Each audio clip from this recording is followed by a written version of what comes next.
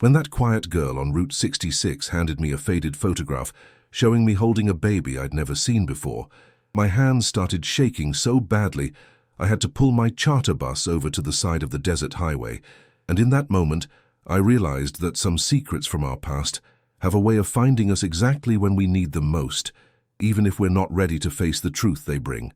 I'm Robert Martinez, and I've been driving charter buses across the American Southwest for 26 years, but nothing in all those miles of desert roads and mountain passes prepared me for the day a 17-year-old girl with sad eyes and an old Polaroid picture would show me evidence of a daughter I never knew existed, setting in motion a chain of events that would give this 67-year-old widower a second chance at family and love that I thought had passed me by forever.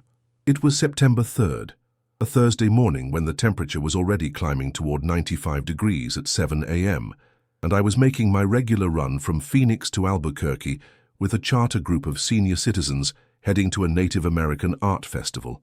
22 passengers, mostly women in their 60s and 70s, who'd been planning this trip for months, chattering excitedly about turquoise jewelry and pottery demonstrations they'd read about in travel magazines.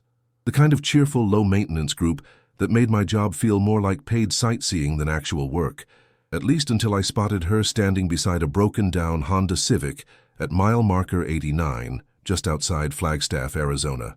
She couldn't have been more than 17, with straight black hair hanging down past her shoulders and clothes that looked like they'd been slept in for several days. Her car was clearly finished, steam pouring from under the hood in a way that suggested major engine problems rather than something that could be fixed with a bottle of coolant and 15 minutes on the shoulder.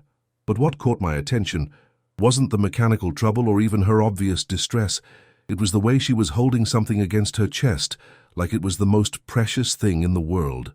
Something she was protecting from the desert wind and the dust kicked up by passing 18-wheelers. My first instinct was to radio ahead and let the highway patrol handle whatever situation was developing. But something about her posture, the way she kept looking down at whatever she was clutching, made me think this wasn't just a routine breakdown that could be solved with a tow truck and a ride to the nearest gas station. There was something desperate about the way she stood there, not even trying to flag down help, just waiting beside that dead car, like she was expecting someone specific to come along, someone who might understand whatever it was she was carrying so carefully in her hands. I activated my hazard lights and pulled over about 50 feet in front of her car, much to the surprise of my passengers, who probably figured we were making an unscheduled bathroom break or dealing with some minor mechanical issue. But as I walked back toward that girl through the shimmering heat rising from the asphalt, I had no idea I was walking toward a moment that would change everything I thought I knew about my own life, my own history, and the family I thought I'd lost forever when my wife Elena passed away 3 years ago. "Miss, are you all right?" I called out as I approached, and when she looked up at me, I saw eyes that held the kind of old pain that doesn't belong on someone so young, the sort of exhaustion that comes from carrying secrets too heavy for teenage shoulders. She studied my face for a long moment, like she was trying to match it against some mental picture she'd been carrying, and then she looked down at whatever she was holding before meeting my eyes again with an expression I couldn't quite read. "Are you Robert Martinez?" she asked, her voice barely audible over the sound of traffic rushing past us on the highway, and the fact that she knew my name sent a chill down my spine despite the desert heat. I hadn't been expecting her to know who I was, hadn't been prepared for this encounter to be anything more than a Good Samaritan moment, where I helped a stranded teenager get to safety and then continued on with my regularly scheduled route to New Mexico. "Yes, I'm Robert Martinez," I said carefully, trying to understand how this young woman knew my name and why she was looking at me like I was someone she'd been searching for. "I'm the driver of that charter bus. My passengers and I saw your car broken down, and I wanted to make sure you're okay and see if there's anything we can do to help you get where you're going." She nodded slowly, still holding whatever it was against her chest, and I could see her hands trembling slightly, either from nervousness or from the emotional weight of whatever conversation we were about to have. "My name is Sofia Ramirez, and I've been looking for you for almost 2 years, Mr. Martinez. I have something that belongs to you, something you need to see, something that's going to change everything you think you know about your family." The intensity in her voice told me this wasn't going to be a simple roadside assistance situation, and when I looked back at my bus full of senior citizens waiting patiently in the air conditioning, I knew I was about to make a choice that would affect more than just my driving schedule. Whatever Sophia was about to show me, whatever connection existed between us, it was important enough that she'd spent 2 years searching for me. Important enough that she was standing beside a broken-down car in the Arizona desert, clutching some piece of evidence that she believed would transform my understanding of my own life. "Sophia, why don't you come sit in the shade beside my bus where it's cooler, and you can tell me what this is all about?" I suggested, gesturing toward the narrow strip of shadow cast by the charter bus. "My passengers are comfortable, and we're not on a tight schedule. Whatever you need to show me, whatever you need to tell me, I've got time to listen." She followed me to the bus, still holding that mysterious object against her chest like a talisman, and when we settled into the shade, she finally looked up at me with tears in her eyes. "Mr. Martinez, what I'm about to show you is going to be shocking, and it's going to raise a lot of questions that don't have easy answers. But I need you to know that I'm not here to cause trouble, or to ask for money, or to complicate your life. I'm here because I think you have a right to know the truth about something that happened 25 years ago, something that created a family you never knew you had." My heart started beating faster as Sophia slowly reached into her backpack and pulled out a faded Polaroid photograph, the kind with the distinctive white border and slightly yellow tint that instant cameras produced back in the late 90s.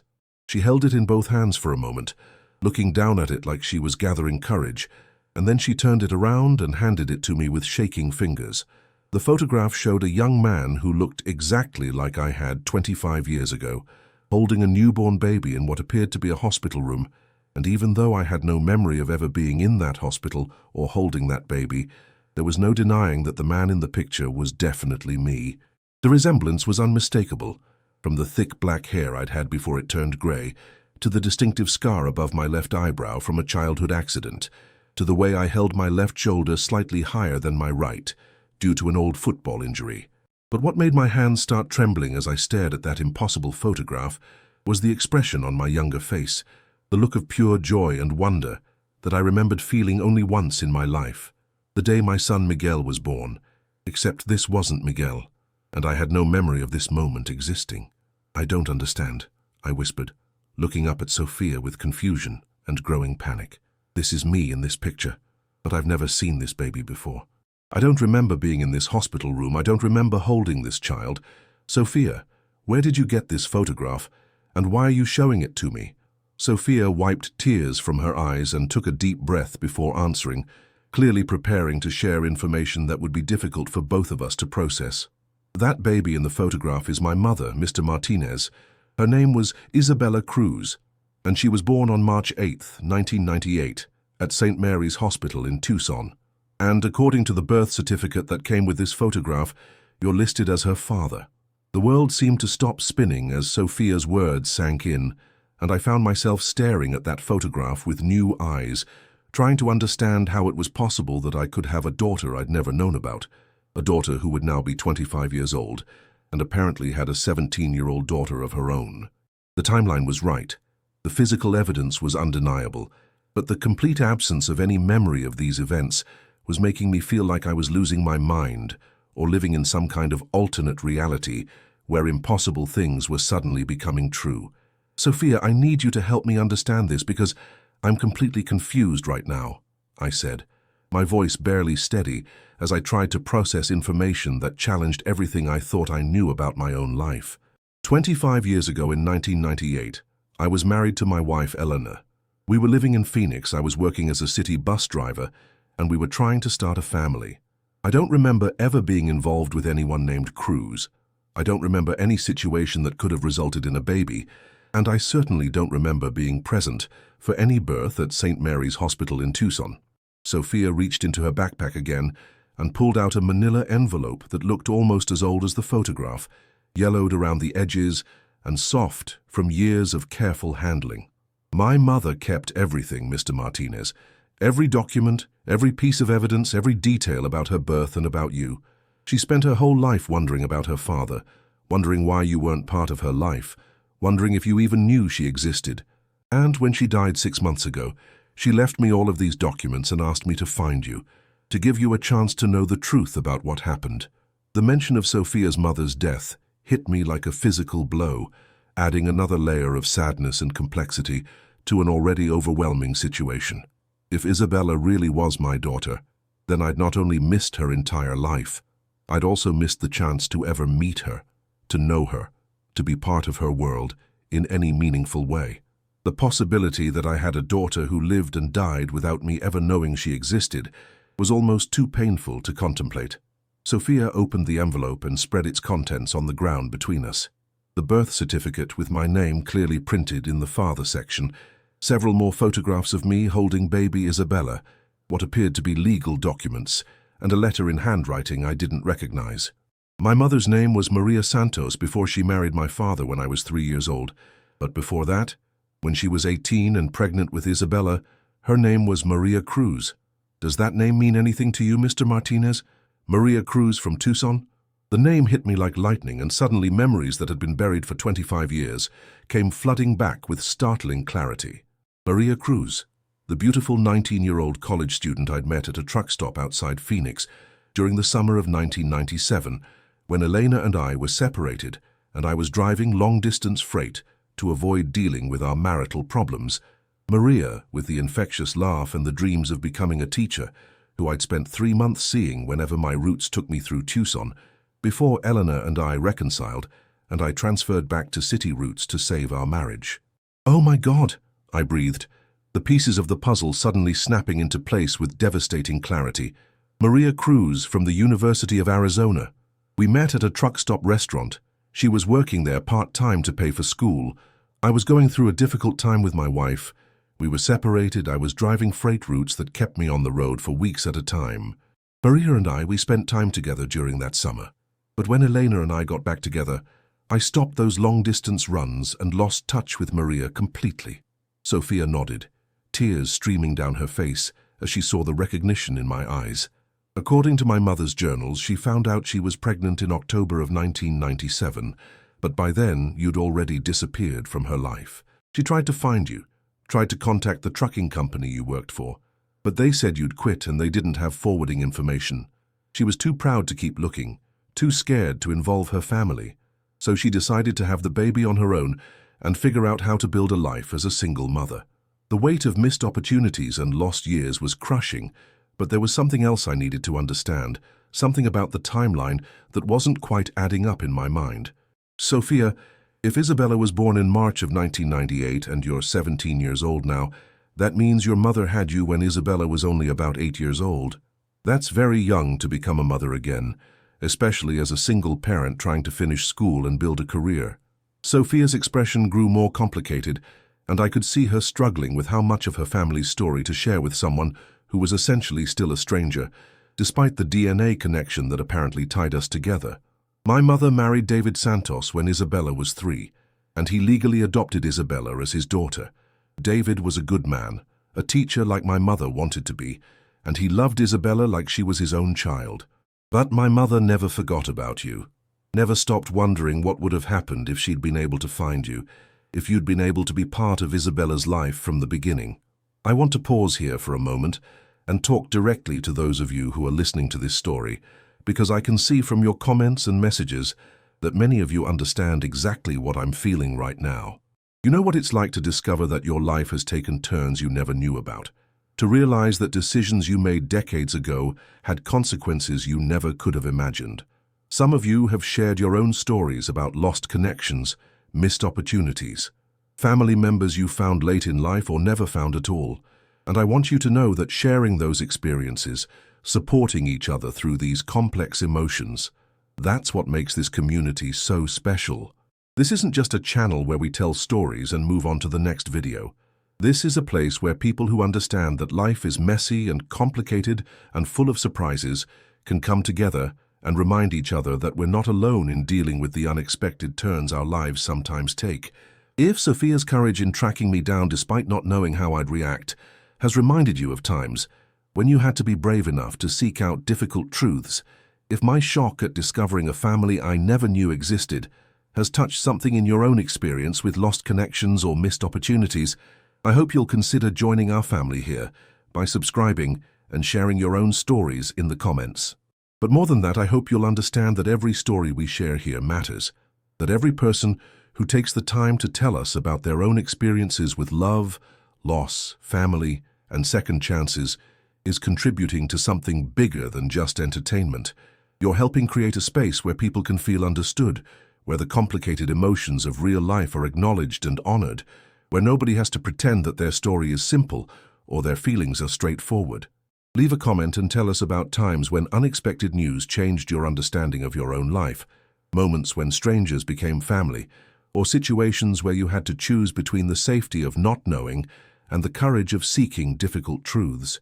Your stories matter, your experiences have value, and the connections we make through sharing these moments with each other are often exactly what we need to feel less alone in a world that can sometimes seem overwhelming and confusing. Sophia carefully gathered up the documents and photographs, returning them to the manila envelope with the reverent attention of someone handling precious family artifacts, and then looked up at me with eyes that held both hope and fear about what my reaction would be to learning about Isabella and the life I'd missed. Mr. Martinez, there's more to the story. Things about Isabella's life, and about why I've been looking for you specifically. My mother kept journals for years, documenting Isabella's childhood, her achievements, her dreams, all the milestones that she wished you could have been there to witness. And in her final months, when she was sick with cancer, she made me promise to find you and share these stories, to give you a chance to know who your daughter was, even though you can't meet her now. The mention of cancer brought back painful memories of watching my own wife Elena battle the same disease, and I felt an immediate connection to Maria's struggle, an understanding of what it must have been like for her to face terminal illness while worrying about the family she'd be leaving behind. Sophia, I'm so sorry about your mother's death. Losing someone to cancer is devastating, and I can't imagine how difficult it must have been for you to lose her while you're still so young.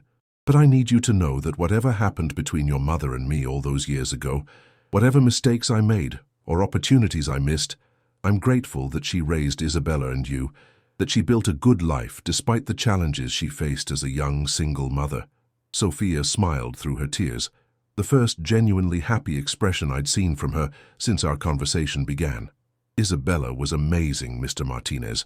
She was smart like my mother, creative, always building things or drawing pictures or writing stories about imaginary worlds where families never got separated and everyone always found their way back to each other.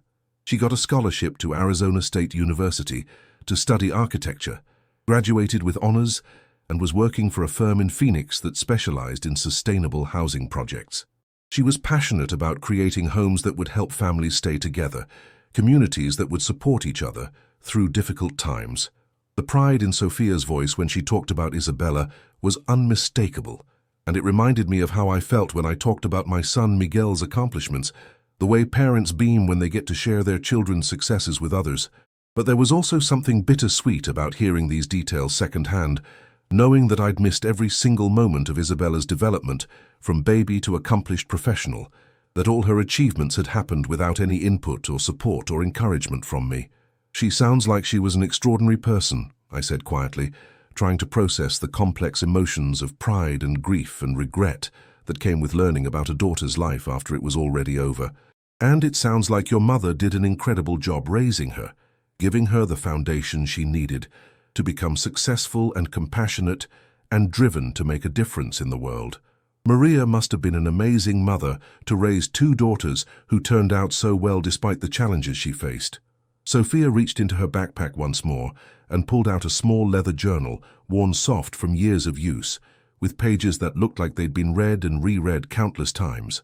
This was Isabella's journal from her last year of college and her first year working as an architect. She wrote in it almost every day, and toward the end, she started writing about you, wondering what you were like, whether you had other children, whether you ever thought about the family you might have had if circumstances had been different. She wasn't angry about your absence, Mr. Martinez. She was curious, hopeful, and sad that she'd never had the chance to know her biological father. The knowledge that Isabella had spent time thinking about me, wondering about our connection, was both comforting and heartbreaking. It meant that whatever bond should have existed between father and daughter hadn't been completely severed by distance and time, but it also meant that she'd carried questions and longings that I could have answered if I'd only known she existed. Sophia, would you be willing to read me some of what Isabella wrote about me? I know it might be difficult, and I understand if you'd rather keep her private thoughts private, but hearing her words, understanding how she felt about our situation, might help me figure out how to honor her memory and how to be part of your life going forward." Sophia opened the journal to a page marked with a faded ribbon and began reading in a voice that was steady despite her obvious emotion. "March 8th, my birthday. I'm 23 today, and I spent the morning looking at that photograph of my biological father holding me when I was just hours old. I wonder if he remembers that day, if he ever thinks about the baby he held so gently in that hospital room. I wonder if he has other children, if somewhere I have half-siblings who got to grow up knowing their father's voice, his laugh, his stories about work and dreams and the things that matter to him. I'm not angry that he wasn't part of my life, because Mom and David gave me everything I needed to become who I am. But I'm curious about the parts of myself that come from him, the traits and interests and ways of seeing the world that might make sense if I could understand where they came from." Listening to Isabella's words was like receiving a message from beyond, a communication from the daughter I'd never known that helped me understand how she'd made sense of our complicated situation. There was wisdom in her writing that spoke to a maturity beyond her years, an ability to hold multiple complex emotions simultaneously without letting them overwhelm her or turn into resentment. Sophia continued reading from several other entries, each one revealing more of Isabella's personality, her thoughtful approach to life, her career ambitions, and her relationships with the family that had raised her. But it was the final entry that hit me the hardest, written just weeks before her death in a car accident that took her life suddenly and without warning, leaving Sophia motherless at 16 and Maria dealing with the devastating loss of her firstborn child. I've been thinking about legacy lately, about what we leave behind when we're gone, and how the connections we make ripple out in ways we never expect. If something happened to me tomorrow, I'd want my biological father to know that his decision to be gentle with that newborn baby in the hospital, even if he doesn't remember it, shaped how I think about the importance of kindness in small moments. I'd want him to know that Sophia exists, that she's brilliant and brave and deserves to know all the family she has in the world. And I'd want him to understand that families come in many forms, that love isn't diminished by being shared across complicated relationships, that it's never too late to create connections that matter. The prescience of Isabella's final journal entry was stunning, as if she'd somehow known that these words would eventually reach me, that Sophia would need guidance about how to approach a grandfather she'd never met, that I would need reassurance about being welcomed into a family structure I'd never been part of. It was Isabella's final gift to both Sophia and me, a roadmap for navigating the complex emotions and practical challenges of building relationships across decades of separation. "Sophia," I said after she'd finished reading, "Isabella sounds like she inherited the best qualities from both her parents, the intelligence and determination your mother showed in building a life for her family, and maybe some traits from me that I hope served her well in her career and relationships. But more than that, she sounds like someone who understood that love and family are about choices we make and connections we nurture, not just biology or legal documents or traditional structures." Sophia closed the journal and looked up at me with an expression that was both vulnerable and hopeful. "Mr. Martinez, Isabella died 6 months ago. My mother died 3 months later, and I've been living with David, but he's struggling with his own grief and his own health problems. I don't have grandparents or aunts and uncles or any extended family that I know about. When I decided to look for you, it wasn't because I needed financial support or because I wanted to complicate your life.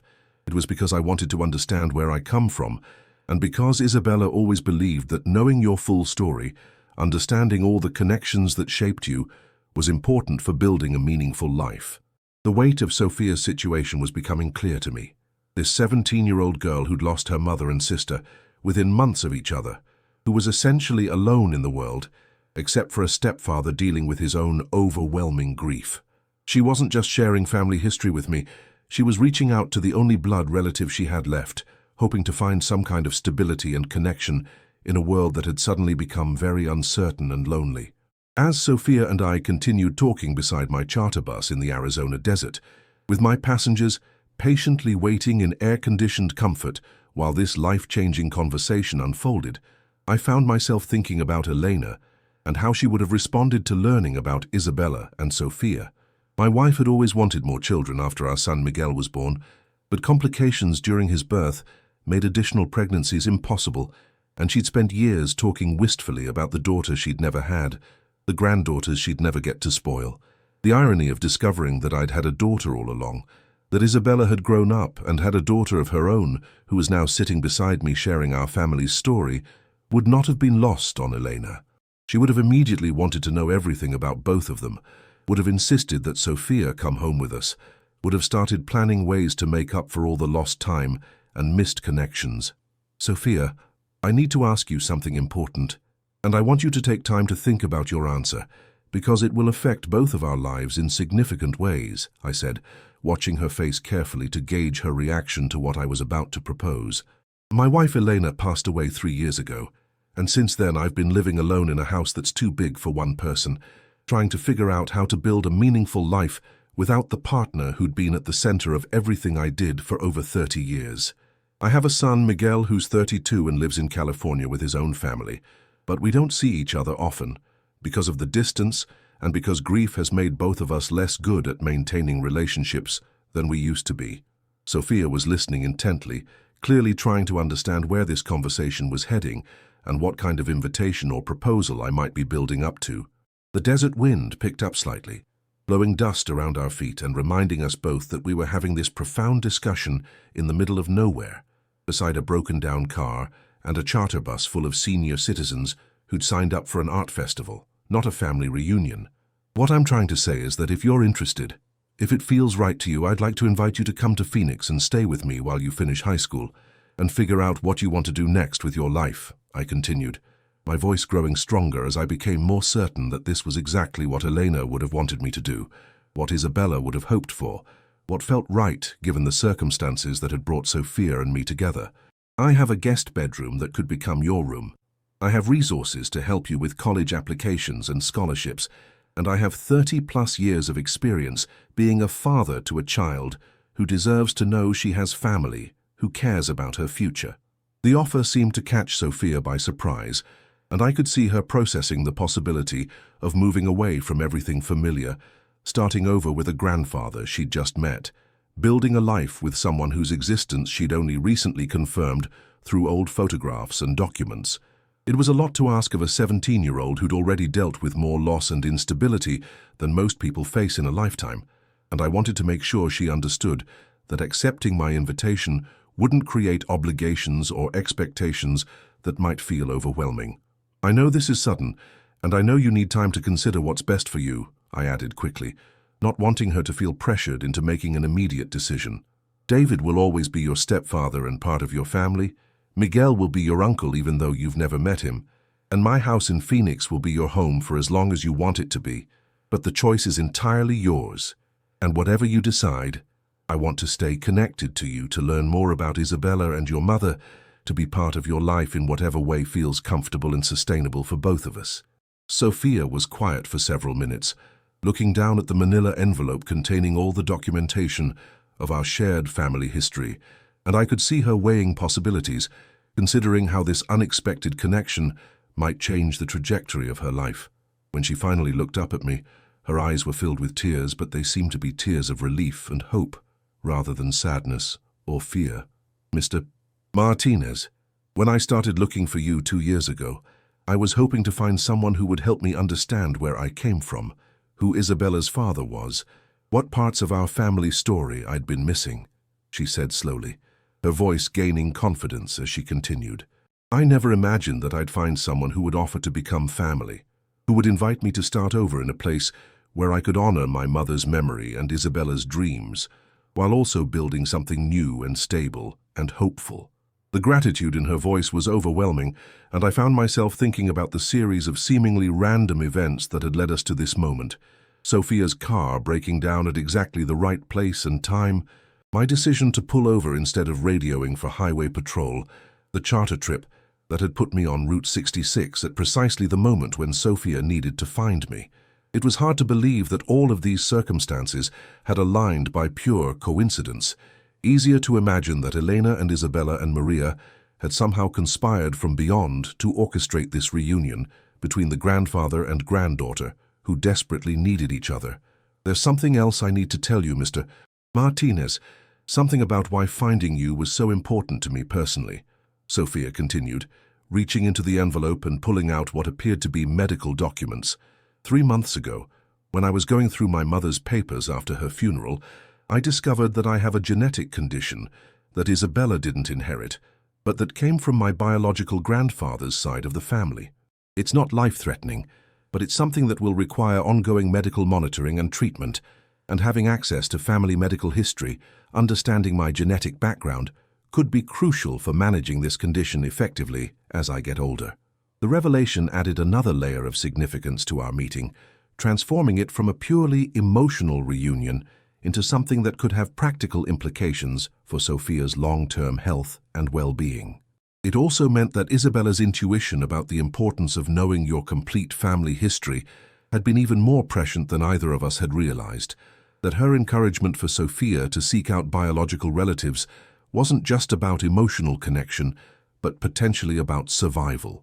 Sophia, whatever medical support you need, whatever genetic counseling or specialist consultations or treatments are necessary, that's something we'll handle together, I said firmly, understanding that taking responsibility for Sophia's well-being meant more than just providing housing and emotional support. I have good health insurance through my retirement benefits, contacts with excellent doctors in Phoenix, and the experience of navigating complex medical situations from taking care of Elena during her cancer treatment. You won't have to manage any of this alone. As we continued talking through the practical aspects of Sophia moving to Phoenix, starting school there, and building a relationship with extended family she'd never met, I found myself energized in ways I hadn't experienced since before Eleanor's death. For 3 years, I'd been going through the motions of driving charter routes because I needed the income and the distraction, spending evenings alone in a house full of memories, wondering if the rest of my life would be about managing grief and loneliness rather than creating new experiences and connections. But sitting in the desert with Sophia, making plans for her to meet Miguel and his family, talking about converting my home office into a proper teenage bedroom, discussing college applications and career possibilities, I felt like I was waking up from a long period of suspended animation, having someone to care for again, someone whose future I could help shape and whose dreams I could support, was giving me a sense of purpose that had been missing since Elena's death. The charter bus passengers had been incredibly patient during this extended roadside conference, occasionally checking their watches, but mostly seeming to understand that something important was happening that couldn't be rushed. When I finally returned to the bus to explain the situation and ask if they'd be willing to accommodate a slight change in our travel plans, their response was unanimously supportive and enthusiastic about welcoming Sophia aboard for the continuation of our journey. 2 hours later, after Sophia had gathered her essential belongings from the broken-down Honda and said goodbye to the tow truck driver who would handle the disposal of a car that had served its purpose by bringing her to exactly where she needed to be, we were back on Route 66 heading toward Albuquerque, with a busload of senior citizens who had enthusiastically adopted Sophia as the honorary granddaughter of their charter group. The women were already planning shopping expeditions to buy her appropriate clothes for Phoenix's climate, while the men were debating the best routes to take when I eventually drove Sophia back to Arizona to begin her new life, and the overall atmosphere on the bus had transformed from politely cheerful to genuinely celebratory as news of our family reunion spread among the passengers. Sophia spent the remainder of our journey to Albuquerque, sharing stories about Isabella's childhood, her academic achievements, her relationships with friends and family, her dreams of becoming an architect who would design homes that brought families together rather than dividing them across suburban sprawl. Each story revealed more about the daughter I'd never known, helping me understand not just what Isabella had accomplished, but who she'd been as a person, what had mattered to her, how she'd approached the challenges and opportunities that had shaped her brief life. The picture that emerged was of someone who had inherited not just physical features from both her parents, but also Maria's determination and my own practical problem-solving instincts, combined with a creativity and compassion that seemed uniquely her own. But it was Sophia's stories about her mother that affected me most deeply, because they helped me understand how Maria had processed our summer relationship and its unexpected consequences, how she'd built a meaningful life despite the disappointment of my disappearance, how she'd managed to raise Isabella with love and stability, while maintaining hope that someday her daughter might have the chance to know her biological father. According to Sophia, Maria had never spoken negatively about me, had always presented my absence as a result of circumstances rather than choice, had maintained that families sometimes come together in unexpected ways, and that love can transcend years of separation when people are open to second chances. My mother used to say that the best relationships are the ones where people find each other exactly when they're ready to appreciate what they can offer each other, Sophia told me, as we watched the New Mexico landscape roll past the bus windows.